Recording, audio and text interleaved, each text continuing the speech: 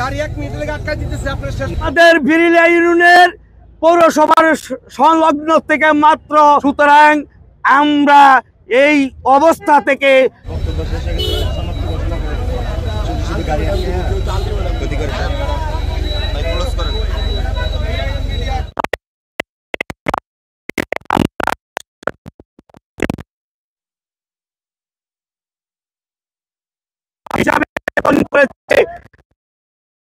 আর বিরুলিয়া থেকে সাভার মাত্র 6 কিলোমিটার।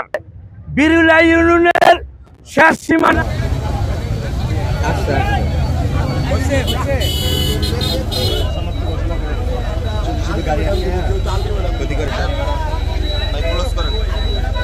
আপনাদের মাধ্যমে বিভিন্ন প্রিন্ট মিডিয়ায় আজকের এই সংবাদটি প্রচারিত হবে এবং নির্বাচন কমিশনের গোচরে এই বিষয়টা যাবে সেটা আমরা প্রত্যাশা করি। কিন্তু এখান থেকে ভৌগোলিক অবস্থান, যে সাভারের যে ভৌগোলিক অবস্থান, বিরুলিয়া ইউনিয়ন বিশেষ করে বনগাঁ ইউনিয়ন, এটা দেখেন একেবারে সাভারের পেটের ভিতরে।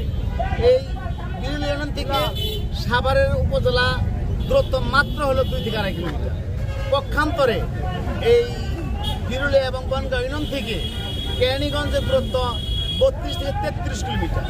যাতায়াতের অবস্থা, ভৌগোলিক অবস্থান, এবং এটা কোনো ক্রমেই এটা কেরানীগঞ্জের সাথে পড়ে না।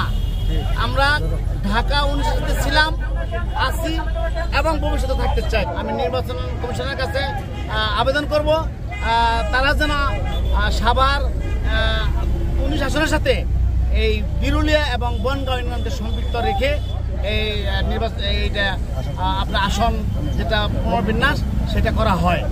আমাদের দাবি হইল আমরা কোনোভাবেই কেরানীগঞ্জের 2-এর সাথে যাব না।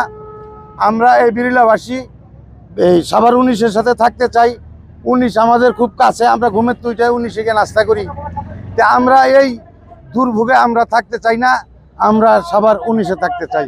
আমাদের জোর দাবি সাভার 19-এ আমরা থাকবো। যদি আমার সাভার 19-এ যদি আমাদেরকে না রাখে তাহলে আমাদের খুব কষ্ট হবে, আমাদের খুব কষ্ট হবে। সেই কষ্টের দিক চিন্তা করে নির্বাচনদের কাছে, আমাদের নির্বাচন অফিসারদের কাছে আমাদের একটাই অনুরোধ, নির্বাচন প্রধানের কাছে, যে সে যদি আমাদের এই ভৌগোলিক অবস্থাটা একটু দেখে, সেদিকে চিন্তা করিয়া এই এত ভোগান্তিতে যদি আমাদেরকে না দিয়া সাভার 19-এর সাথে দেয়, এটি আমার জোর দাবি। নির্বাচন কমিশনকে জানাইতে চাই, অবিলম্বে বিরুলিয়া ইউনিয়নবাসী এবং বনগ্রাম ইউনিয়নবাসীর প্রাণের দাবি, মনের দাবি, আমাদের এই বিরুলিয়া আমাদের সাভারের সাথে সম্পৃক্ত থাকতে হবে।